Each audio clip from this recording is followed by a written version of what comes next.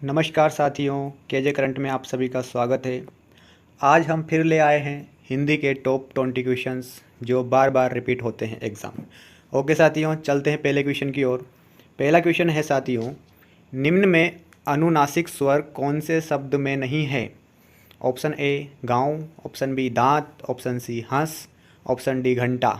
बताइए साथियों, क्या हो जाएगा इसका सही आंसर?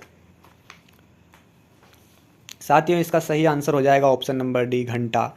चलते हैं नेक्स्ट क्वेश्चन की ओर। क्वेश्चन नंबर 2, आपको बताना है साथियों कि किस रस को रसराज कहा जाता है। बताइए साथियों कि किस रस को रसराज कहा जाता है? क्या वो श्रृंगार है, हास्य है, वीर है या फिर शांत रस है? तो साथियों, आप सभी को ज्ञात होगा कि वो रस होता है श्रृंगार रस। ओके साथियों, चलते हैं नेक्स्ट क्वेश्चन की ओर। क्वेश्चन नंबर 3, आपको साथियों चंद्रोदय में संधि का नाम बताना है कि चंद्रोदय में कौन सी संधि है। क्या उसमें यण संधि है, गुण संधि है, वृद्धि संधि है या फिर दीर्घ संधि है? बताइए साथियों, क्या हो जाएगा सही आंसर? साथियों, क्वेश्चन नंबर 3 में आंसर हो जाएगा ऑप्शन नंबर बी, गुण संधि। ओके साथियों, गुण संधि इज राइट आंसर। चलते हैं नेक्स्ट क्वेश्चन की ओर। क्वेश्चन नंबर 4, कौन सा शब्द विकारी है? क्रिया विशेषण, विशेषण, संबंध बोधक, समुच्चय बोधक। बताइए साथियों, क्या होगा सही answer? Option number B is correct answer, विशेषण। ठीक है साथियों, विशेषण एक विकारी है। चलते हैं अगले क्वेश्चन की ओर। क्वेश्चन नंबर 5, अन और अधिकार की संधि से कौन सा शब्द बनता है? अन और अधिकार की संधि से कौन सा शब्द बनता है साथियों? अनाधिकार, अनधिकार, अनाधिकार या फिर अनधिकार। बताइए साथियों। क्वेश्चन नंबर 5 का आंसर हो जाएगा साथियों ऑप्शन नंबर डी, अनधिकार। ओके साथियों, चलते हैं नेक्स्ट क्वेश्चन की ओर। क्वेश्चन नंबर 6, किस क्रम में शुद्ध शब्द है? ज्योत्सना, तदोपरांत, झांसी, तनख्वाह। बताइए साथियों। ऑप्शन नंबर डी इस क्वेश्चन का सही आंसर हो जाएगा। तनख्वाह जो है वो एक शुद्ध शब्द है, बाकी सभी अशुद्ध शब्द हैं। अगले क्वेश्चन की ओर चलते हैं। क्वेश्चन नंबर 7 है आपके सामने कि हाथी के पाँव में सबका पाँव, इसके मुहावरे का प्रयोग कब करते हैं?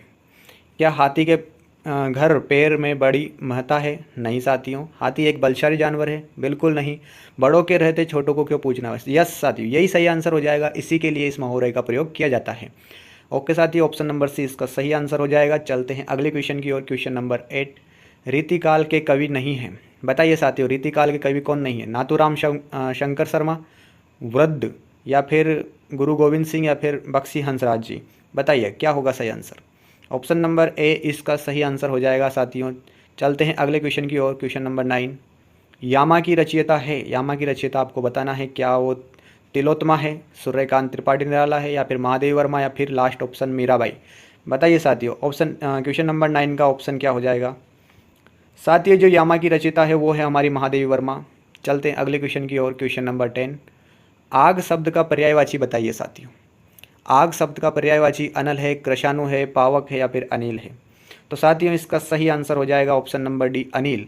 अनिल ही आग का पर्यायवाची नहीं होता, नहीं बताना है साथियों। ओके साथियों, बाकी तो आग का अनल है, कृशाणु है, पावक है।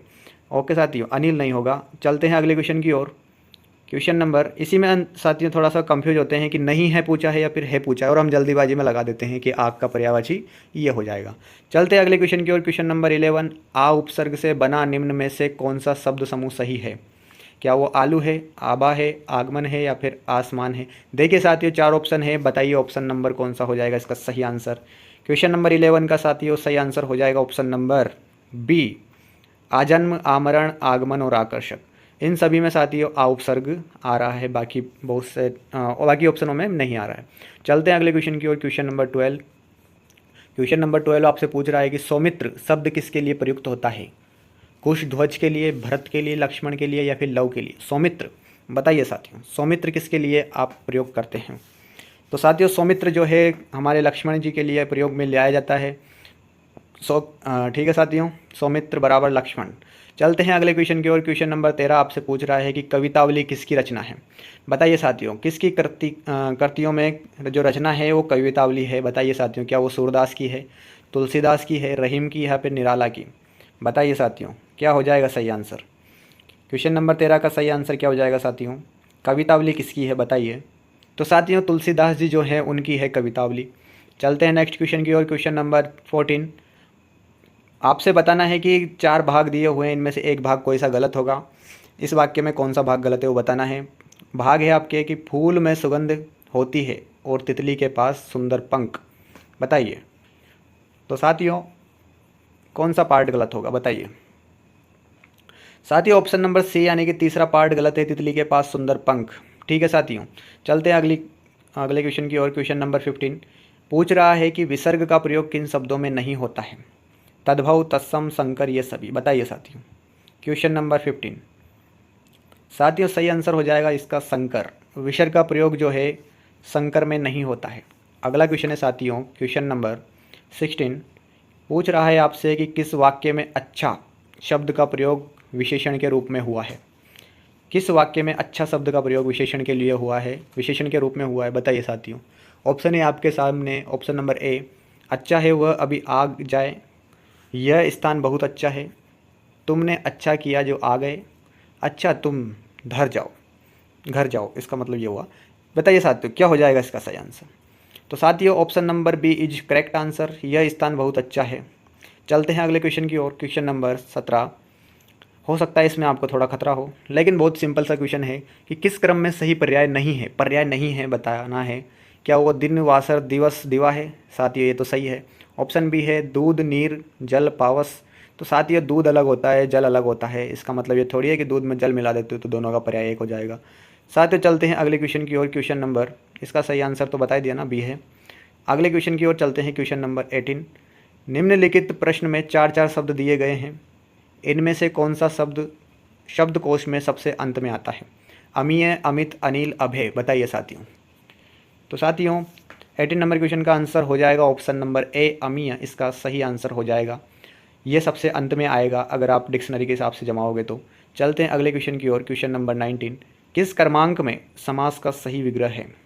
क्या वो हवन सामग्री को हवन की सामग्री, घृत पका को घृत से पका हुआ, या फिर सभा पंडित को सभा का पंडित, अहरनिश को अहन और निशा? यस साथियों, अहरनिश को ही हम अह और निशा बोलते हैं। ओके साथियों ये सही समास होगा इसका। चलते हैं नेक्स्ट क्वेश्चन की ओर। क्वेश्चन नंबर लास्ट 20 नंबर का क्वेश्चन है साथियों कि निम्नलिखित में से छायावादी कवि कौन है? आपको बताना है छायावादी कवि कौन सा है। क्या वो भारत भूषण अग्रवाल है, तुलसीदास है, सुमित्रानंदन पंत है, नागार्जुन है? बताइए साथियों अगर आपको वीडियो पसंद आए तो लाइक शेयर जरूर कर दीजिए। सब्सक्राइब आप करते नहीं हो, चलो कोई बात नहीं, पर लाइक तो कर दीजिए ताकि हमें कॉन्फिडेंस मिलता रहे। ओके साथियों सही आंसर हो जाएगा इसका option number C, Sumitranandan Pant. चलिए साथियों मिलते हैं नेक्स्ट वीडियो में। वीडियो को ज़्यादा लंबी नहीं करते हैं, नेक्स्ट वीडियो एक और वीडियो बना के ला रहे हैं। 20-20 क्वेश्चन के सेट अब हम लेके आएंगे रोज़। ठीक है साथियों मिलते हैं नेक्स्ट क्वेश्चन के साथ नेक्स्ट वीडियो में। जब तक के लिए जय हिंद, जय भारत।